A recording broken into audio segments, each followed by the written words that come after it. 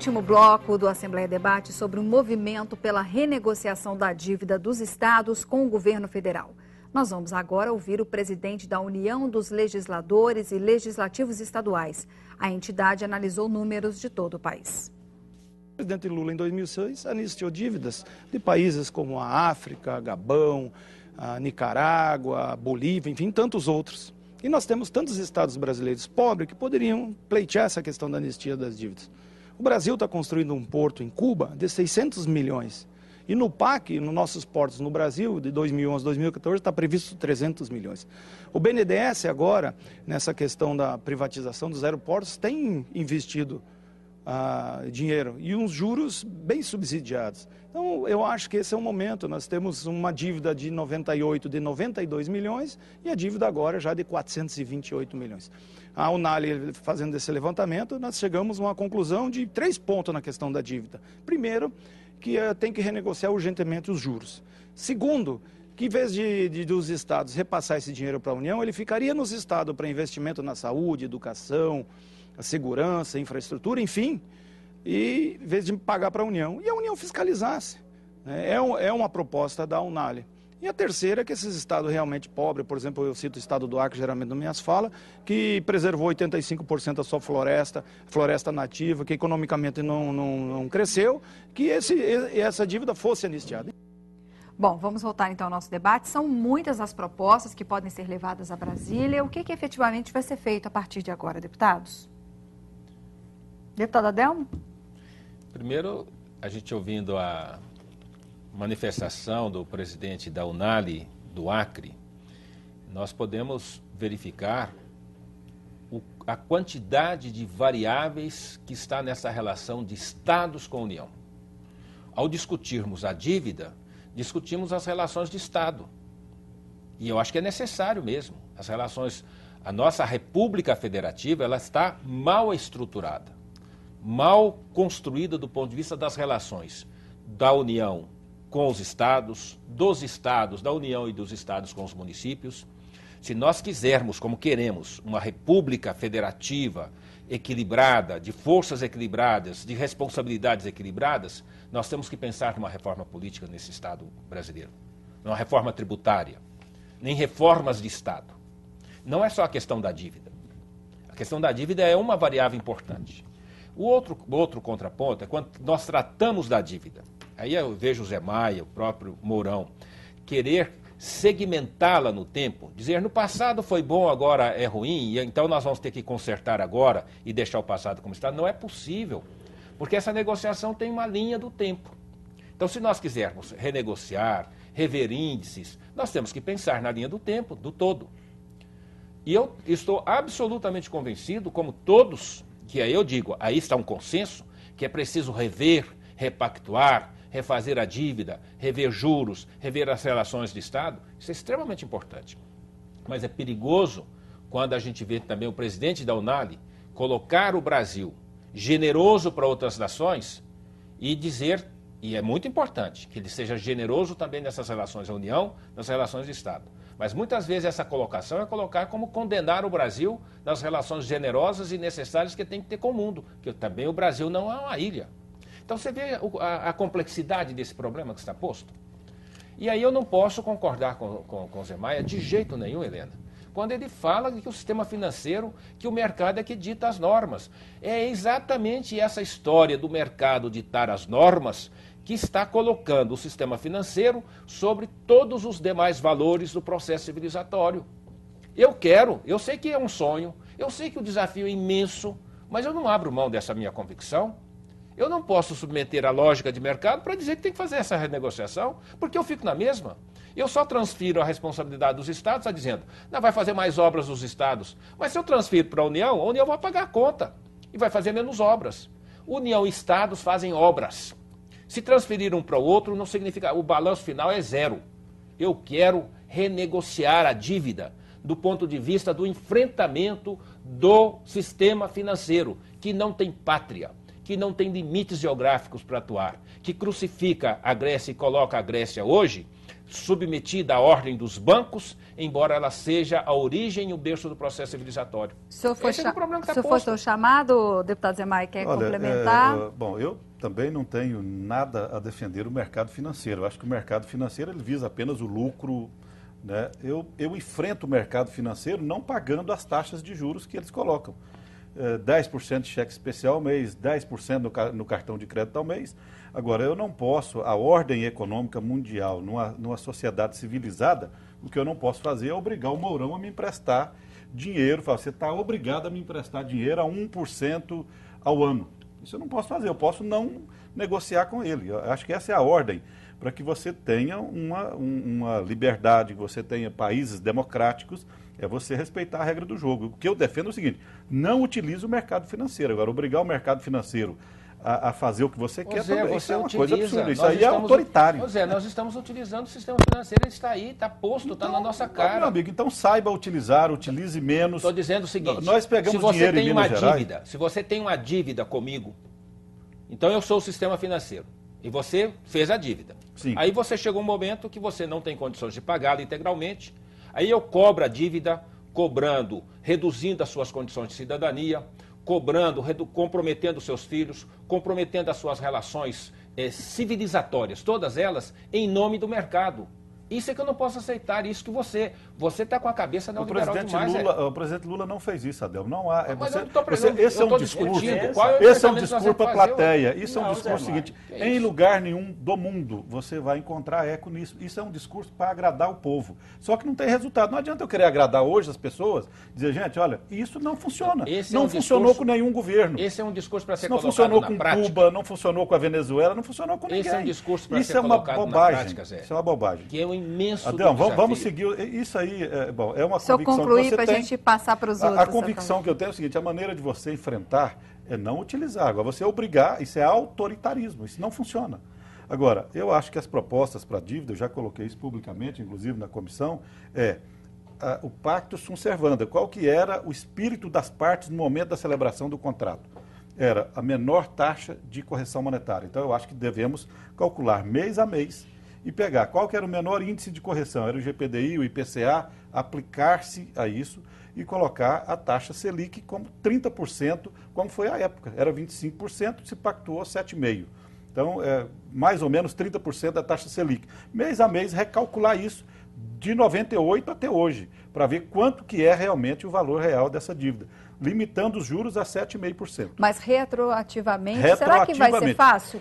Não é fácil, mas é justo. É o sistema financeiro. Não, é o que está falando que tem que obedecer. Mas a União não é sistema financeiro, Adel. A União não é sistema financeiro.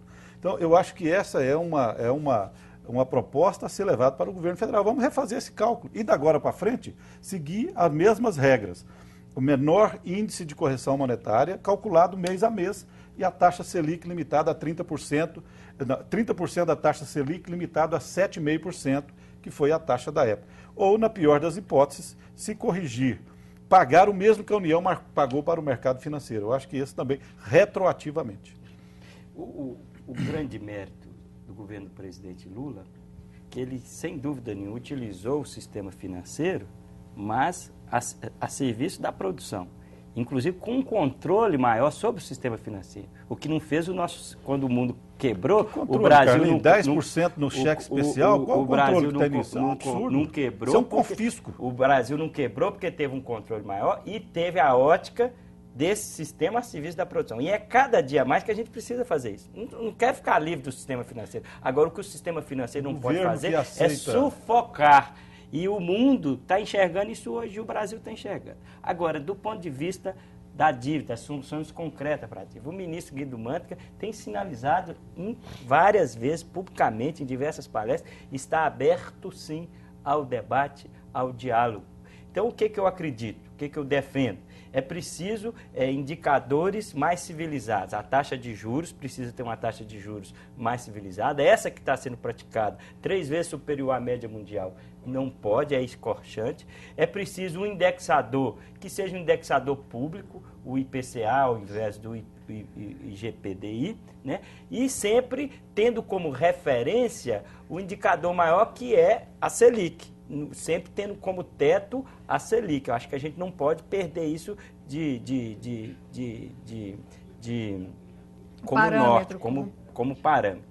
E acho que a gente precisa começar, como se diz, do começo. O primeiro ponto, que eu acho que a comissão e as assembleias, nós precisamos, de imediato, nós precisamos criar um movimento para primeiro mudar o artigo da Lei de Responsabilidade Fiscal que proíbe a repactuação. Então é preciso derrubar aquele artigo para que a gente possa agora estar permitido, estar aberta a rodada da repactuação.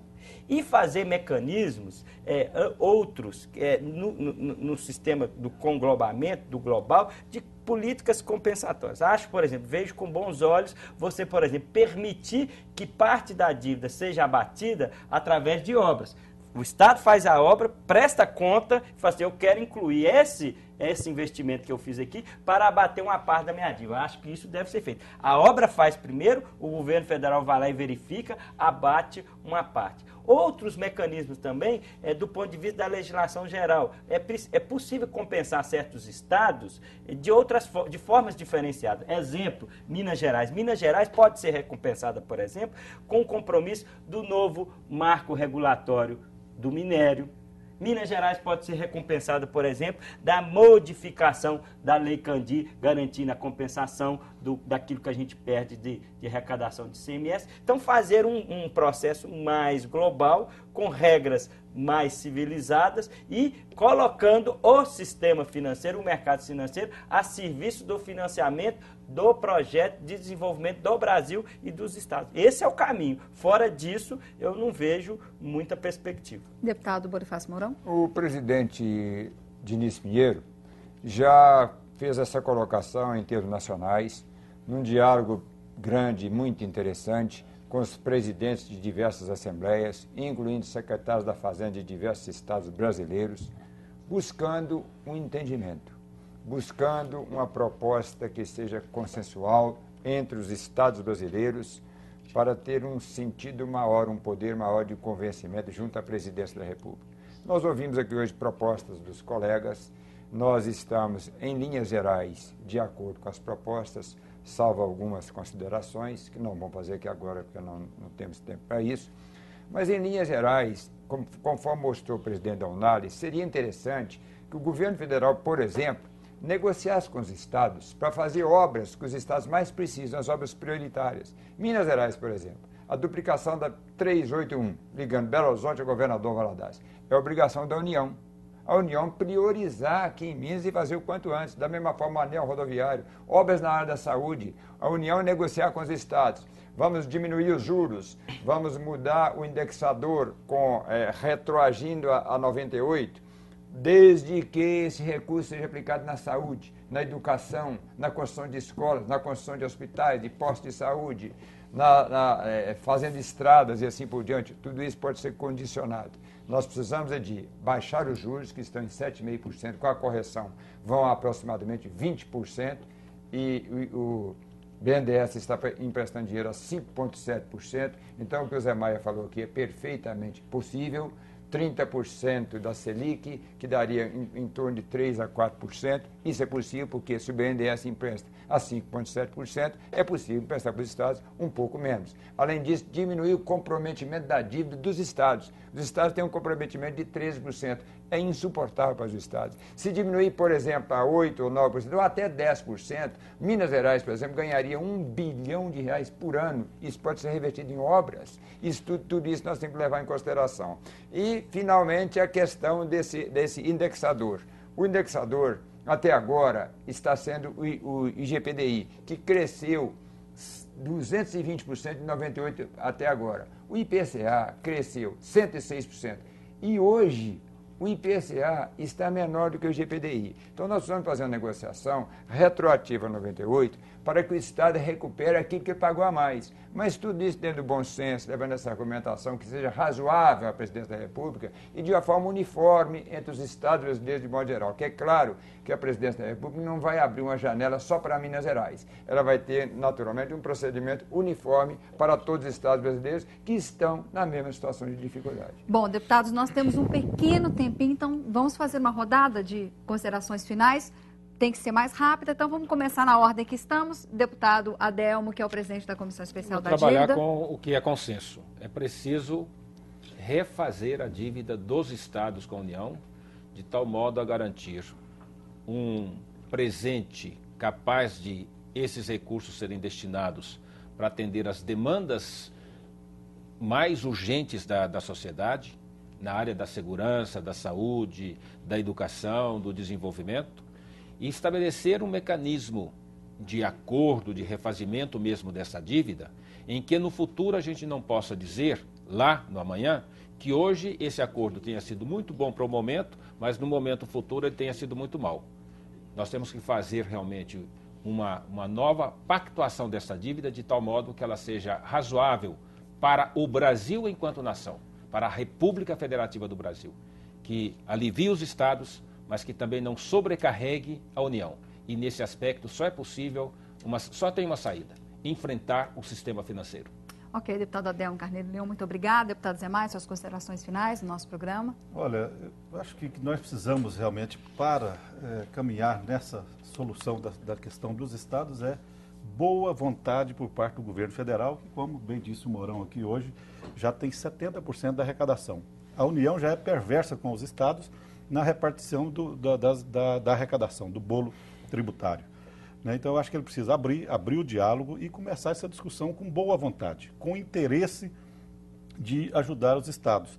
E faço isso aqui usando as palavras do presidente da Unali, que o governo federal seja tão generoso com os estados como tem sido com Cuba e com a Venezuela. Eu acho que isso é o mínimo que o povo brasileiro espera do nosso governo central, do governo federal. Ok, deputado Zé Maia, muito obrigada. Deputado Carlos Moura. Essa repactuação, ela realmente vai preceder, vai necessitar um diálogo civilizado entre os estados, entre a União. Acredito que o governo do presidente Lula e da presidenta Dilma já deu um passo importante, porque mudou os indicadores macroeconômicos do Brasil. Hoje nós temos a inflação sob controle, a taxa Selic bastante reduzida e índices de crescimento econômico bastante sustentáveis. E o modelo de desenvolvimento, ele mudou. Aquele modelo que vigorava em 98, que era só a serviço do capital financeiro, hoje está alterado. Hoje o Brasil investe mais no mercado interno, o Brasil produz mais, o Brasil distribui renda. Então, esses são os indicadores macroeconômicos que vão possibilitar essa repactuação, entendendo que os estados brasileiros precisam realmente fazer obras, gerar investimentos, para que sustente o crescimento brasileiro. Então, é bom para todo mundo. Os indicadores macroeconômicos hoje mostram que a repactuação da dívida é muito importante, porque esse dinheiro, em vez de ficar sustentando exclusivamente o mercado financeiro, vai sustentar o crescimento interno e o mercado interno brasileiro. Então, acho que nós vamos ter bons resultados com isso. Obrigada, deputado Carlim. Deputado Bonifácio Mourão, relator da Comissão Especial da Dívida, suas considerações finais. Minas Gerais saiu na frente, como sempre. Minas Gerais saiu na frente desse movimento com a nossa Comissão Especial da Dívida Pública, e os outros estados brasileiros, praticamente todos devem à União, estão entusiasmados, vão somar conosco, com certeza. Nós sairemos daqui na companhia do nosso presidente da comissão, o deputado Adelmo Leão, acompanhado do nosso presidente Diniz Pinheiro, por alguns estados brasileiros, levando a nossa proposta, a nossa experiência, e com certeza os estados brasileiros estarão unidos para levar uma proposta convincente à presidência da República, até porque nós não teremos nunca uma união forte com estados e municípios pobres. Para ter um governo federal forte, todos os estados brasileiros e municípios precisam estar fortes, e no momento não estão. Estão enfraquecidos por essa dívida completamente insustentável. Nosso trabalho está sendo feito nessa direção. Nós queremos dizer a você que está nos assistindo que esse debate nosso aqui é um debate natural, uma divergência de ideias, mas nós estamos trabalhando de forma uniforme aqui em Minas Gerais para buscar uma solução para essa dívida que prejudica você e prejudica a todos nós. Bom, agradecemos, então, a presença do deputado Bonifácio Mourão, deputado Zé Maia, deputado Carlos Moura, deputado Adelmo Carneiro Leão, todos integrantes dessa Comissão Especial da Dívida Pública da Assembleia Legislativa de Minas Gerais. Agradeço também a você de casa pela audiência. Confira na internet os horários de reprise do nosso programa. A gente se vê de novo na semana que vem. Até lá.